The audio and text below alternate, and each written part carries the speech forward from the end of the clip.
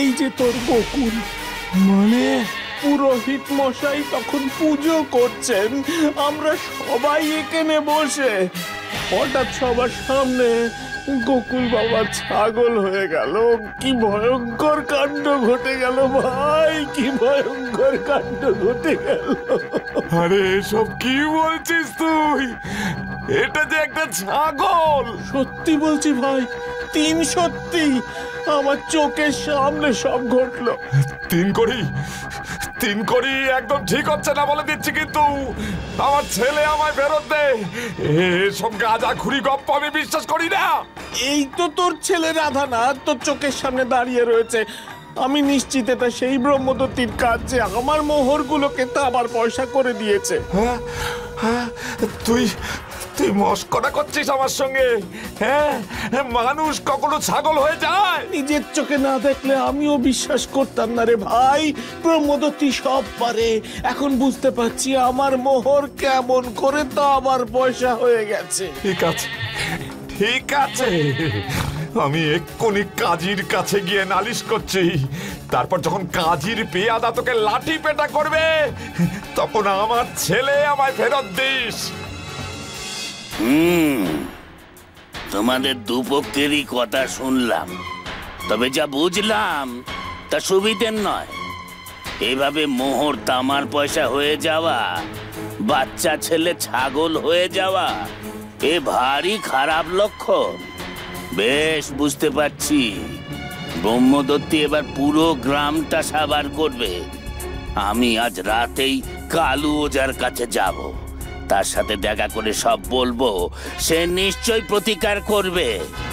ওর ঝাঁটার বাড়িতে কত বড় বড় ভূত প্রেত ব্রহ্মদত্তি সব কুপকাত হয়ে যায়। যদি সে প্রতিকার করতে পারে তাহলে তুমি তোমার মোহরও পাবে, আর তুমি তোমার ছেলেকেও পাবে। আর সে যদি না পারে তাহলে তোমরা তো তোমাদের জিনিস পাবেই না, উল্টে আমি তোমাদের গা ছাড়া করব। কারণ একবার তোমাদের ওপর যখন অমন ব্রহ্মদত্তির নজর পড়েছে, তোমাদের আর এ গায়ে রাখতে পারবো না। হ্যাঁ, কিন্তু কাজী সাহেব, আমার কি দোষ? কথা বাড়িও না। তোমরা এখন যাও। রাধা, টাকার থলে আজ তোমার কাছেই থাকবে, আর 3 করি ছাগলটা আজ তোমার বাড়িতে থাকবে। ঠিক আছে, যাও। ঠিক আছে কাজী সাহেব।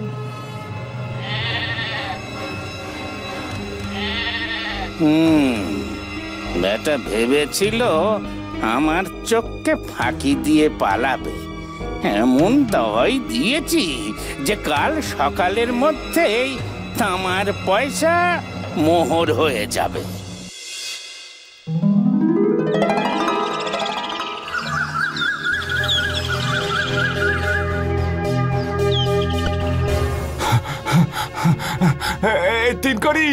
ওরে 3 করি। আরে রাধা, তুই এই সময়? ওরে ভাই, ও ভাই, এই আশ্চর্য কাণ্ড রে।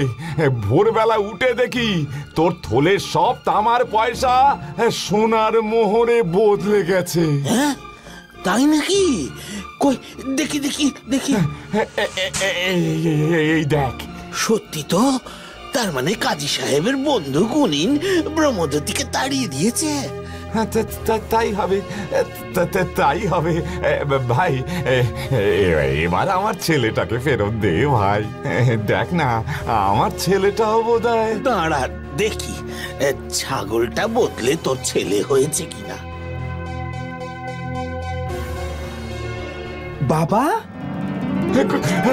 গোকুল, তুই কোথায় ছিলি বাবা? আমি সারা রাত তোর জন্য 2 চোখের পাতা এক করতে পারিনি। কোথায় ছিলি রে তুই বাবা? আমি, চন্দন আর কাকিমা তো পাশের গায়ে যাত্রা দেখতে গিয়েছিলাম। 3 করি কাকাই তো পাঠালেন। হ্যাঁ হ্যাঁ, কিন্তু 3 করি যে বললো তুই ছাগল হয়ে গেছিস। ছাগল? আমি আবার ছাগল কবে হলাম কাকা? না বাবা গোকুল, মানে এই গায়ে একটু ব্রহ্মদত্তির প্রকোপ পড়েছিল তো, সোনার মোহর তাঁবার হয়ে যাচ্ছিল, সোনার হার পাটে সুতো হয়ে যাচ্ছিল, তাই আর কি। তোর বাবাকে জিজ্ঞেস কর না। আমায় আমায় ক্ষমা করে দে ভাই তিন করি। আমি আমি না নিজেকে সামলাতে পারিনি রে। ভেবেছিলাম সহজেই বাজি মাত করব, কিন্তু কাল গোকুলকে না পেয়ে আমার সব বাসনা মিটে গেছে রে ভাই। ও ভাই রে, ওরি আমার ভুল হয়ে গেছে রে ভাই, আমার ভুল হয়ে গেছে। তুই তোর ভুল বুঝতে পেরেছিস, এতেই আমি খুশি। আমার আর কোনো রাগ নেই। ভুল পথ থেকে সঠিক পথে ফিরে আসাই তো মানুষের ধর্ম, তাই না? তাই না বন্ধুরা?